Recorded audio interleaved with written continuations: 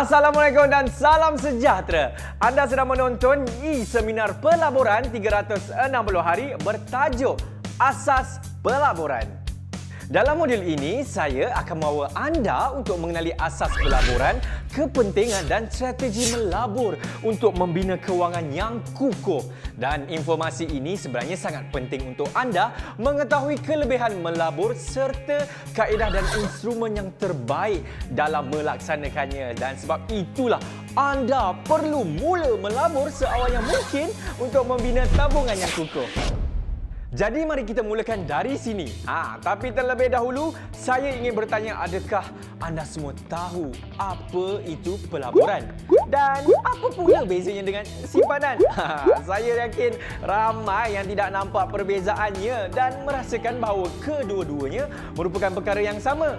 Sebenarnya tanggapan itu adalah salah. Nampak macam sama kan? Tapi sebenarnya ianya berbeza. Ini kerana pemahaman anda mengenai simpanan dan pelaburan akan memberi kesan besar kepada keupayaan anda memiliki kewangan yang kukuh. Secara asasnya, simpanan ialah apabila anda memilih untuk menyimpan wang di tempat selamat tanpa mengharapkan pulangan. Manakala pelaburan ialah apabila anda meletakkan wang dalam instrumen kewangan dengan harapan ia memberi pulangan. Contoh simpanan ialah menyimpan dalam peti keselamatan, dalam tabung, bawah bantal atau dalam laci di rumah anda. Wang yang disimpan di bank juga dianggap sebagai simpanan. Contohnya, akaun simpanan. Ianya dianggap sebagai simpanan kerana wang berkenaan hanya disimpan untuk jangka pendek sebelum dikeluarkan untuk digunakan.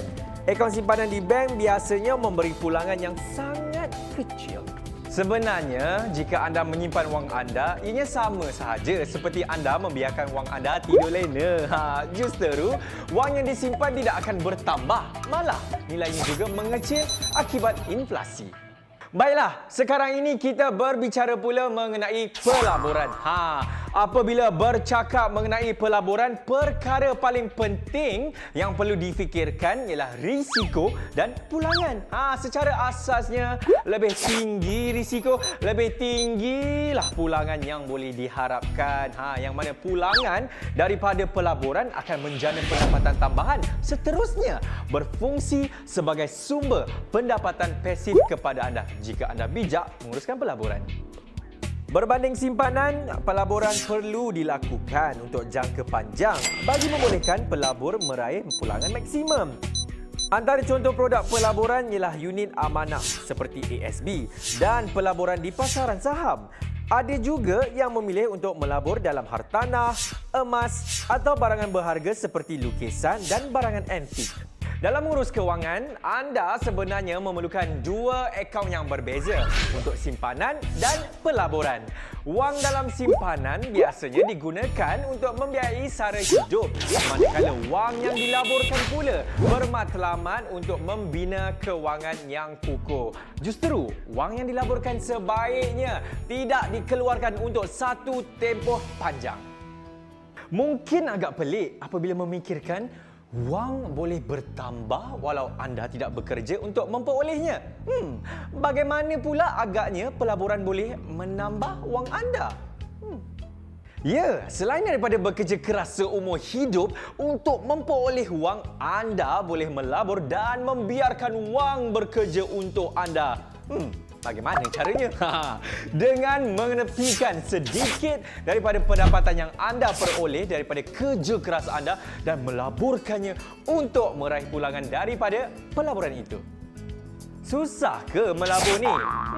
Mungkin susah tetapi tidaklah begitu sukar. Namun begitu, tanyakan pula pada diri anda, adakah anda sanggup bekerja keras seumur hidup? Dari mana sumber pendapatan anda selepas bersara? Sudah pasti anda tahu bahawa akan tiba satu ketika anda tidak akan mampu bekerja lagi. Ketika itulah anda mengharapkan tabungan sebagai sumber pendapatan. Jadi, jika jawapan anda ialah anda tidak mahu bekerja seumur hidup, adalah lebih baik anda mula belajar bagaimana untuk melabur dan mula melaburkan setiap wang yang anda peroleh. Anda merasakan diri anda terlalu muda untuk melabur? Fikirkan semula. Bukankah anda menerima allowance dan hadiah yang berbentuk wang tunai? Mengapa tidak anda laburkan wang berkenaan? Bagaimana caranya?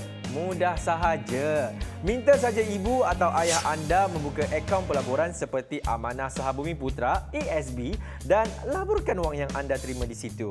Setiap tahun, anda akan menerima agihan pendapatan dan lihat sendiri bagaimana wang anda terus bertambah dari tahun ke tahun.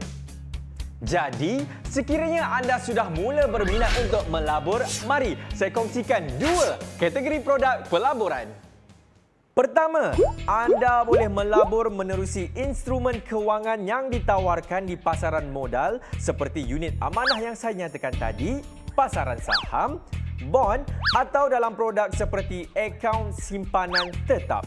Pilihan kedua ialah dengan membeli aset yang nilainya boleh meningkat pada masa depan seperti rumah, lukisan dan emas. Jadi bagaimana? Setakat ini sudahkah anda memahami apa itu pelaburan dan bagaimana untuk melakukannya? Jika ya, jom kita lihat lagi apa kelebihan melabur selain sebagai sumber pendapatan tambahan.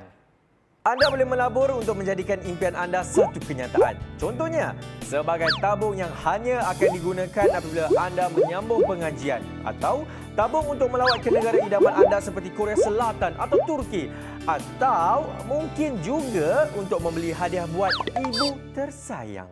Mengapa perlu melabur sedangkan anda boleh saja menyimpan dalam bank atau simpanan tabung? Ini kerana dengan melabur jumlah wang anda akan bertambah lebih pantas. Kerananya anda menerima pulangan setiap tahun. Dengan melabur, impian anda pun akan menjadi kenyataan dengan lebih cepat. Macam mana? Menarik kan kalau kita boleh menambah kewangan dengan melabur? Ternyata melabur pada usia anda tidak merugikan. Malah, anda mungkin boleh menikmati kehidupan yang anda idamkan. Jadi, tunggu apa lagi? Mulalah menabung dan setiap kali tabung anda penuh, minta ibu bapa untuk melaburkannya.